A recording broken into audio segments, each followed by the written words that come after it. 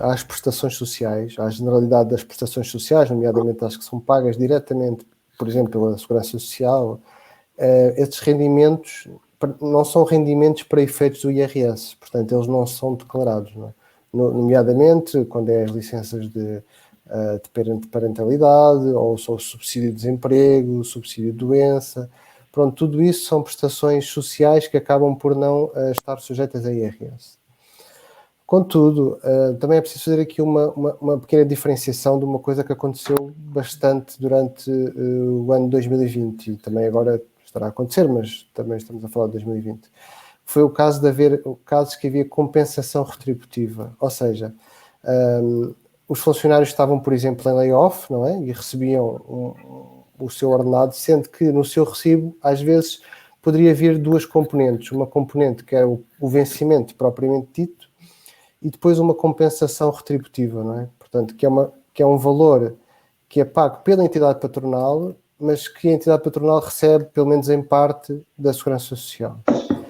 Esses casos consideram-se que é rendimentos de trabalho, portanto, eles continuam a ser sujeitos a IRS. Em princípio, eles também aparecerão automaticamente na declaração, mesmo na declaração pré-preenchida. Mas pronto, mas é um tema que surgiu, que levou aí alguma dúvida numa certa altura, mas que ficou claro que seria assim, neste caso. Não é? Sara, deixa-me só dar uma dica, se me permites, em relação à situação de desemprego. Porque há muitos casais, por exemplo, em que um está desempregado. E então, pensa assim, como eu estou desempregado, não vale a pena eu entregar IRS. Entrega tu sozinho. E o outro entrega sozinho. Isto é um erro absoluto. Claro. Porque, por exemplo, o facto de alguém ser dona de casa, ou dono de casa, pronto, para não ferir suscetibilidades. Portanto, quando o outro cônjuge não tem nenhum rendimento e não precisa ter, diz assim, bom, eu não entrego, tu vais ter de entregar sozinho. Em vez de estar a ajudar, está a prejudicar. Porquê? Porque ao entregar em conjunto, o que é que acontece? Estamos a somar todos os rendimentos e, ao mesmo tempo, estamos a deduzir todas as despesas dos dois. O que é que isto significa? Que se um ganha um salário normal e o outro não ganha nada por estar desempregado ou não ter rendimentos, todo o bolo que um ganha é dividido por dois. Portanto, em vez de pagar, imagina, 30% de IRS, vai pagar só 20% ou 18%. E, ao mesmo tempo, as despesas de saúde, de educação, de cafés, restaurantes, cabeleireiros, etc., da outra pessoa, que iriam para o lixo porque não tem IRS para entregar, não tem retenções na fonte, não tem nada onde ir deduzir esse dinheiro, não receberia nada por isso, vai deduzir no IRS a pagar do outro.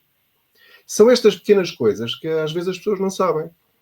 E fazem toda a diferença nós percebermos como é que o Estado calcula o IRS. É isso e, por exemplo, a retenção na fonte. As pessoas não percebem. Por exemplo, este ano estou a receber dezenas e dezenas de queixas de pessoas que dizem, eu não percebo o que é que aconteceu, porque este ano eu estava habituado a receber 700 euros e este ano só vou receber 300. Ou então, eu nunca paguei e este ano vou pagar. Ou estava à espera de receber e este ano não vou receber nada. E as pessoas acham que estão a ser enganadas por algum motivo. Não, é que no ano passado, e já no ano anterior a esse, as tabelas de retenção mudaram e as pessoas pagaram menos IRS ao longo do ano passado. Ou seja, o salário delas aumentou, mas não se aperceberam disso.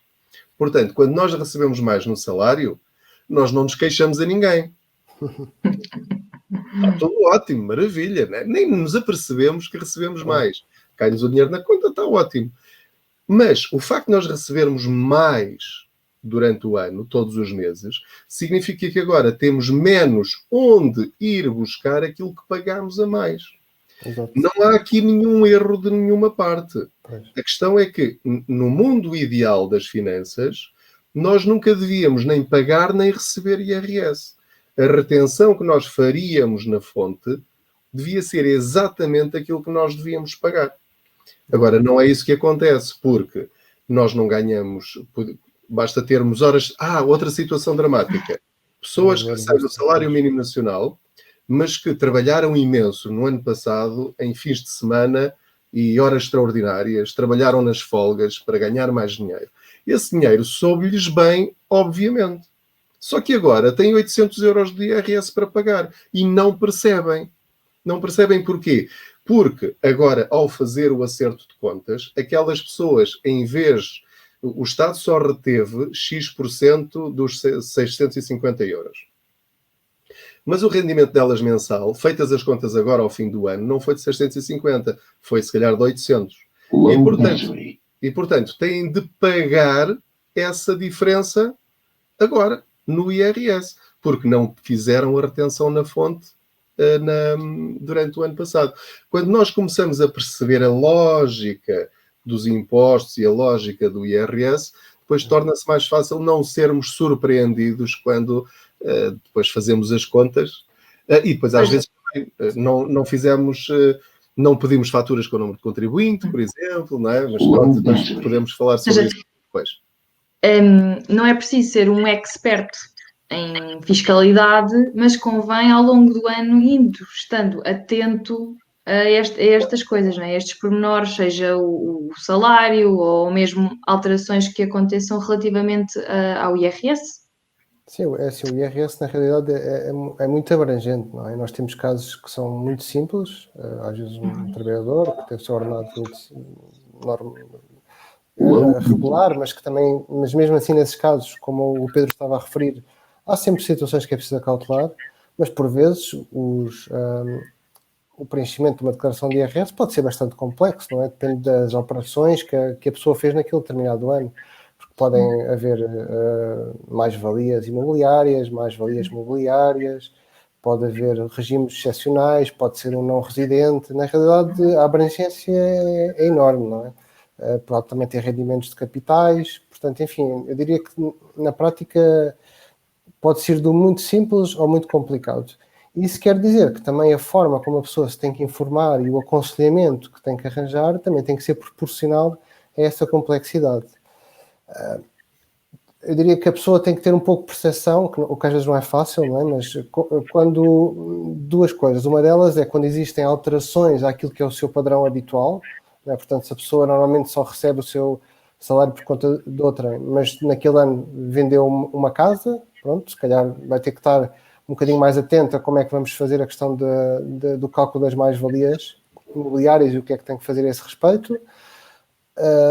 E pronto, isso bastará às vezes estar um pouco informado, outras vezes em certos casos cujos montantes justifiquem, ou então que de facto a pessoa não tenha a certeza ou acesso à informação necessária, também pode consultar um especialista, não é? Um contabilista, por exemplo, que o possa ajudar, não é? Pode ser muito útil na realidade.